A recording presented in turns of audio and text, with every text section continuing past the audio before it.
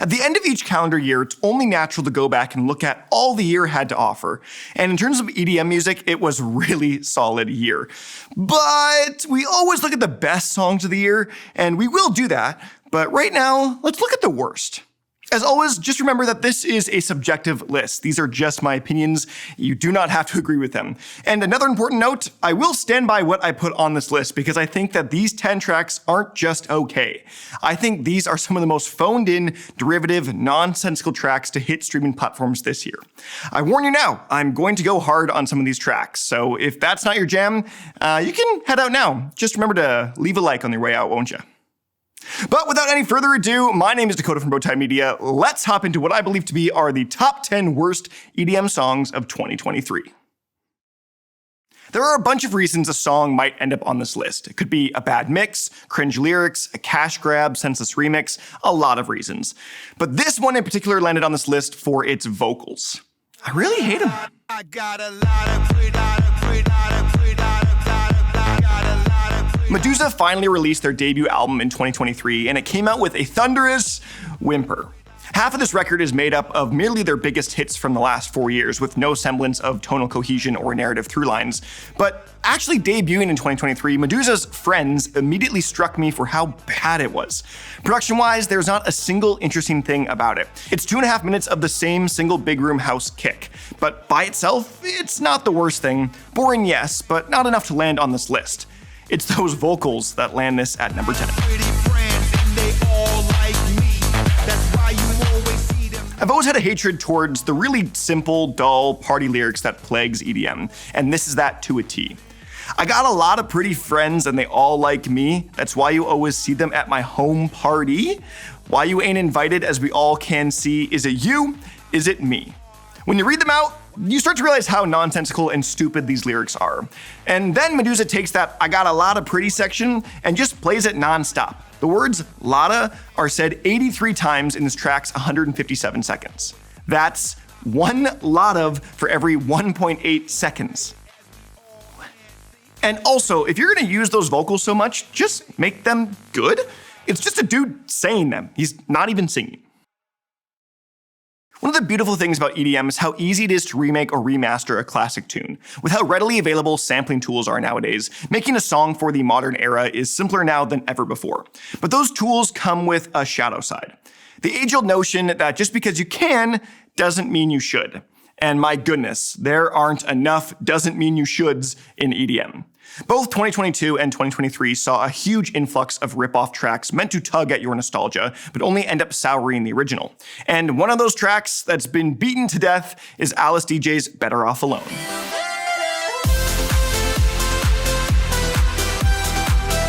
Where to even begin with this track? First off, let's talk about those brackets for a second. Better Off Alone, Part 3? Part 3? What does that even mean? Well, let me tell you. It means nothing. Alan Walker has simply used Alone as the title of a track 3 times now, and just is adding Part 3. There was Alone the original, and then Alone Part 2, and now a 3rd time. There is no common theme threaded through each of these tracks, no common melody, merely just the titles being titled Alone. Second of all, Vikkstar? What the heck is this man doing on this track? I found out from this song that one of my favorite old YouTubers is trying to kick off a music career now. I went through his stuff and it's pretty cringe, we live in a society dance pop. And so considering that this man has just started off his production career, there's ain't no way he contributed to this track in a meaningful way. And finally, the track itself. It's just an unnecessary remix. They took all the life and energy of the original and sucked it completely dry. They brought the BPM down and tried to make the chorus a sentimental moment and created one of the flattest mixes I've heard from Alan Walker. It's almost like no one actually understands what makes the original song good. They just know that the melody is iconic and ran with it. This is honestly a disgrace of a remix. Every now and then, you'll find an artist that embraces themselves as a bit of a meme. I think of Oliver Tree and his entire persona. His music is genuine, it just is covered in a layer of funny juice. And one of those people in the EDM world has been Riot 10. With track names such as Bussin' Bussin', Fuck Around and Find Out, and Dem Hands Dough, Riot 10 doesn't seem to take himself too seriously. But 2023 saw the release of his new Sheesh EP on Dim Mak. And even though it's not an overly serious project, you still gotta make good music.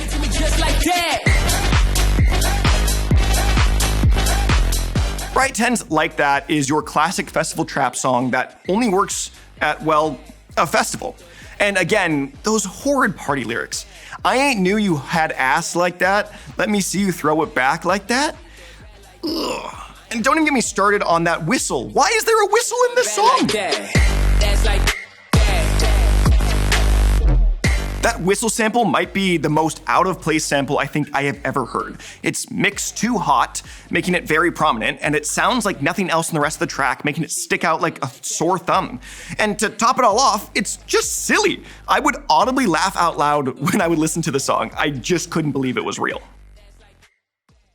Do you ever just get that feeling that there's just something off about a song? At first, you're not entirely sure why, but as you keep listening, the song just gets stranger and stranger. Well, this song is exactly that for me. Thrown in the middle of an already poor record, the Chainsmokers teamed up with 347 Aiden for their worst track of the year. Sonically, I think this track is okay, maybe just your average Chainsmokers tune, but the more you critically listen to it, the worse it gets. Starting with the muddiest of guitar chords, the mixing on the song is already off to a horrible start. Then you throw in the randomest snare shot that's like swung in on the beat, it's not even on the downbeat. What's the point of that? And that's just the intro. Once you get to the first verse, Aiden does not do the track any favors. Delivering his lines with a too cool for school attitude, like he's showed up to the studio high out of his mind. It's one of the most monotone deliveries I've heard this year. And I get that that's how he kind of stylizes his vocal inflection, similar to Oliver Tree. But when you come in with more oomph on the choruses, it kind of negates the whole vibe you were just giving off a second ago. It's that style that Oliver Tree popularized, but he just has it with more charm. And then the final note of the song, it's just gross. It's so weak and out of tune, and then they just celebrate it at the end like he just rang out a Mariah Carey finale. Oh my God. I know I've been harping on the vocals maybe a bit too much here, but putting that aside, the production is still weaker than your average Chainsmokers tune. I think there are a total of 6 different sounds used in the production of this track. That's it. And with vocals on top taking up 2 more layers, you could literally produce this track with only 8 unique outputs. A majority of the songs on this list are and will be popular, more commercial-friendly EDM tracks. That's sort of just the nature of music in our current age. The more people you try to appease, the higher chance you have to make something not so great. This next track is by far the most popular on the list and tries to do it all with very little success. Too much looky, I'm so sick of all these looky-loos. Where to even begin with this one? will.i.am and Britney Spears teamed up for a new track titled Mind Your Business that came out just halfway through 2023. And by itself, it's not great, but doesn't deserve to be on this list. That was until David Guetta gave this thing a remix. And what's the first thing you think that this man does? Add the Tokyo Drift melody and unnecessary horn blasts? What? But the thing is, that's literally all the remix is. It's the original track, but with Tokyo Drift and the horns. And he cut off 70 seconds from the original runtime, making this remix 1 minute and 58 seconds long.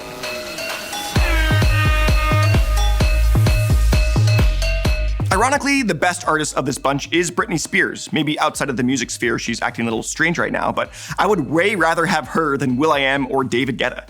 These two had their time in the limelight, but in the last half decade have become shells of their former selves. The fact that David Guetta is just recycling older hits into new short derivative versions of themselves is just a sad trajectory for his career to have taken. Of all the picks on this list, this next track is here solely for being the most boring of them all. Oftentimes, if a track is just boring, you won't land on a list like this because, well, I don't really think about the song all that much. But with 2 pretty big names and nothing to show for it, they are lucky this isn't number 1.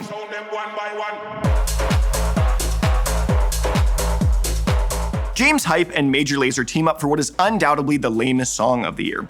Number 1 is as basic as you can get for a song in 2023. Taking the moniker of a tech house track, there's just nothing going on here. For someone like James Hype, who plasters all over his socials that he's the God King DJ of the world, I've heard more interesting things in his high-pass filter transitions than I hear on this song. The main synth lead throughout the track is super flat, dull, and does not give me the desire to get up and dance. And by only hitting 3 notes the entire time with that melody, it's just noise with no real purpose. Major Lazer also isn't helping the cause here, providing little to no substance for the track to feed off of. Their vocals are your standard dance melodies, short and meaningless.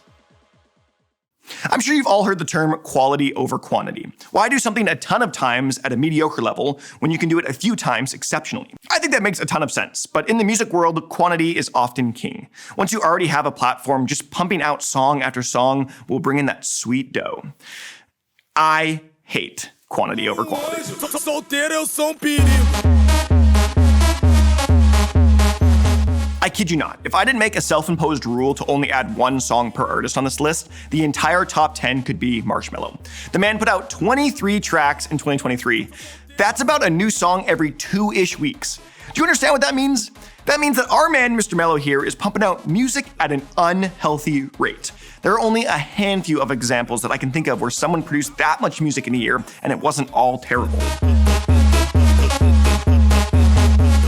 Marshmello made the jump over to Latin pop at the beginning of this year, producing primarily basic vanilla reggaeton beats. His shift in brand identity and style doesn't even feel genuine. With the rising popularity of reggaeton, Marshmello is here to merely cash in those checks. This has got to be one of the most blatant attempts at cultural appropriation I have ever seen in the music industry. This Marshmello and Tropkillaz EP titled Mellowkillaz topped my worst albums of the year list, despite being an EP, and every track from this EP is dull, flat, nonsensical, derivative, and boring, with this track in particular being the worst offender. Kicking off the Mellowkillaz EP, I knew from the first drop that this was going to be offensive to my ears. I get that this is some style of Latin funk, but what even in the world is that kick? If that's what you want to call it. It genuinely sounds worse than the most basic GarageBand preset. There is no excuse for the terrible year Marshmello put us through. As I was passively thinking about this list throughout the last 12 months, I tucked away most of these tracks to revisit once it came time to make this video. Most tracks I remembered for being, well, bad, and merely laughed along as I listened to them, but there was one track in particular that I apparently had blocked from my memory, and for good reason.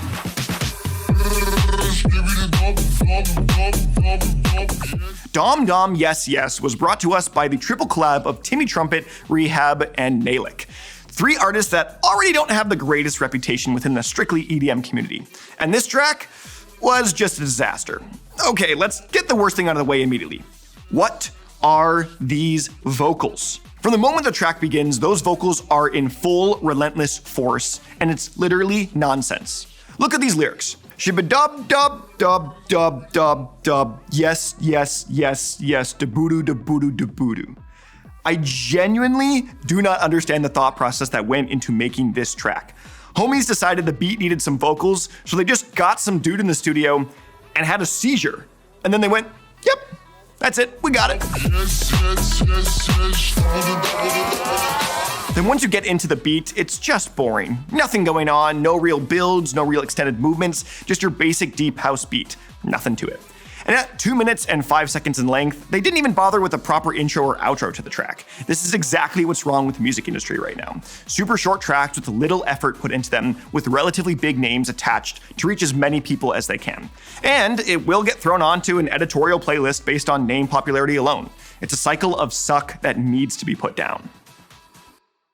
One of my favorite artists growing up was MGMT. Their carefree, whatever style of music struck a deep chord with me, especially with some of their more popular tracks like Electric Feel and Time to Pretend. Songs that everyone just knows and loves to sing along to. But without a doubt, their best and my favorite track of theirs is Kids. It's iconic, the countdown intro into that instantly recognizable synth melody, it's hard not to hate, but so easy to ruin. Did I mention how much I hate when EDM artists go back and redo classic tunes? Steve Aoki and Tony Jr. remake Kids for Steve's pitiful Hero Quest 2 Double Helix album. As the shining turd of the tracklist, Steve and Tony single-handedly ruin a song for me. And why? Why did it have to be hardstyle?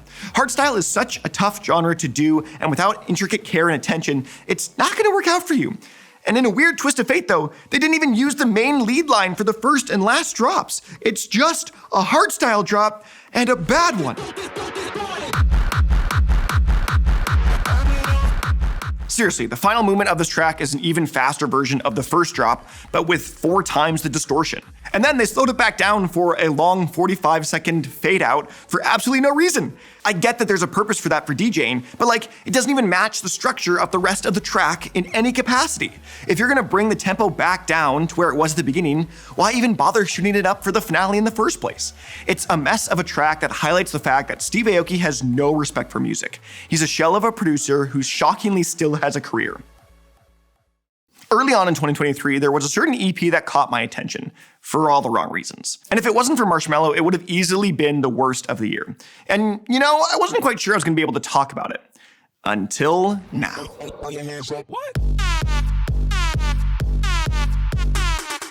Bassjackers threw out one of the worst projects of the year with Les Pébés. And at the forefront of that record is this track, How We Do. Magically the most popular track of the EP, this song is the single worst big room house song I have ever heard. I laugh out loud every time I hear this song because you cannot convince me this isn't some cruel joke. Flat bass line? Check. Squeaky synth melody? Check. Cringe vocal sample? Check. Number 1 on this list? Check.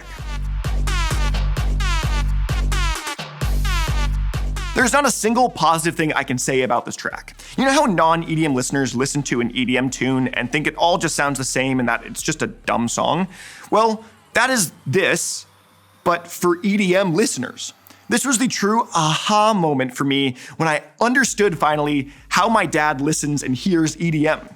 The synth lead here is just one of the most disgusting things I've ever heard, and I definitely don't mean that in a good way. It sounds like a dog squeaker toy getting repetitively punched. Remember that iconic rubber duck clip from a bunch of years ago? Imagine that, but with all the comedy removed out of it. You know what? I'm actually done. This list has been a slog to get through, and I just want to go listen to some good music. Get me out of here.